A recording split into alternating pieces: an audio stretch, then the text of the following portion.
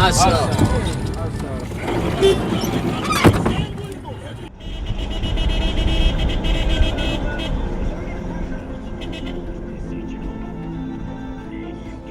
likely your first glimpse of the outside world came from out the window of a taxi. Just as likely, you'll be last seen boarding one, leaving behind a world described in words repeated, in the welcome to a stranger on arrival via these very means.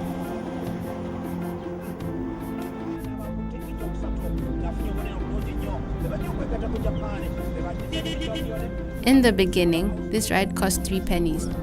So often did we take this ride that the fare lent its name to the vehicle we rode in. It's better known as a matatu. Today, a matatu from Kampala to Jinja costs 4,000 Uganda shillings.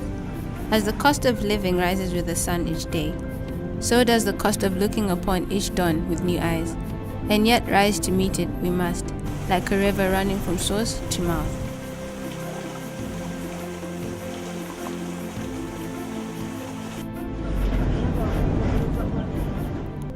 One and a half kilometers south of Trans-Africa Highway 8 in Mukono district at Kayanja, your restlessness meets the river Sezibwa, en route to Lake Kyoga in Kayunga from Ungogwe in Buikwe, consuming the distance between in a headlong rush to quench a thirst for life.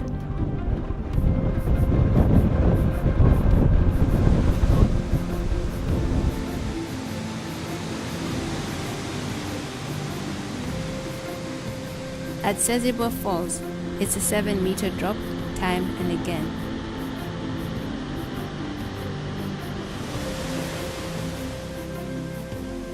Accounts of how these falls came to be varied, but their mystique is redoubtable, attracting weary kings and their courts to this scenic resort, neither repelling youth on the cusp of adulthood from testing its depth with both feet.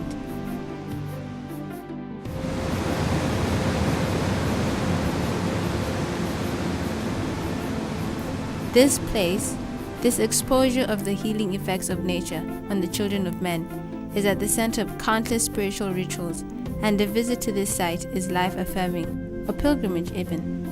As Francis Mwambi, a guide, tells it, Sezibwa inspires myth and devotion in equal measure. Sezibwa meant that you can't block its way. You can't block the way for me, that's what it means. So this place, it was used by Ssekabaka Mwanga in 1884, whereby used to come and hand over loyal appointments, and many people, those who claimed to have problems, those who are barren, unemployed, having bad speech, they could come and ask for power, spiritual powers. From the vantage point of these hallowed grounds that occupy such an esteemed place in the conscience of a civilization, yet remained untouched and unspoiled by it all, you glimpse across the time and the ages, to be in two places at once. Given the freedom of these grounds, your insecurities shrink with every step, like the mimosa leaves you stumble upon in the shade of a 200-year-old mahogany. This is what is called mimosa in scientific names, but it's called mukoweumbe or kafansonyi in Uganda. This is serving as our local medicine, and also this can serve as tea to some other countries, like in US, they use this as tea. You cut the leaves and then you pound them. It serves as good tea.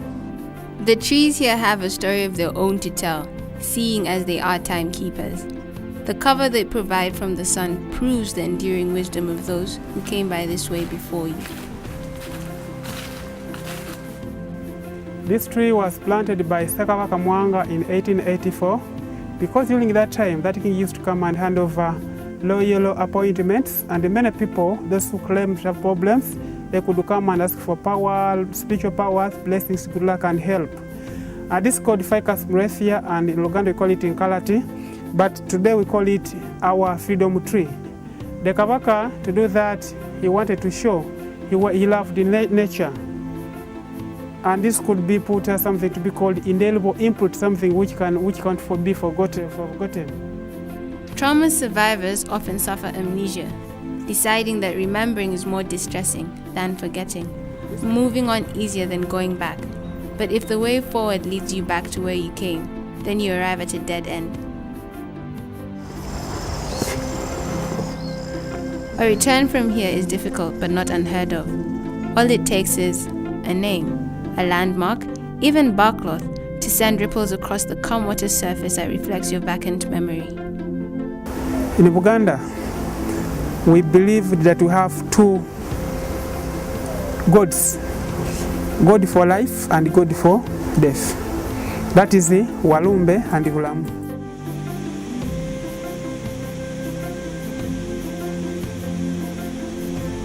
At a time when indigenous ways of life are under threat, simply because of our inability to transfer knowledge from one generation to another, a place like Sezibwa is an island in the murky waters of the age of mass intelligence.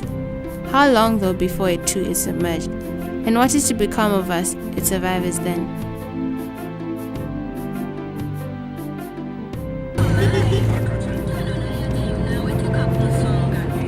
Master.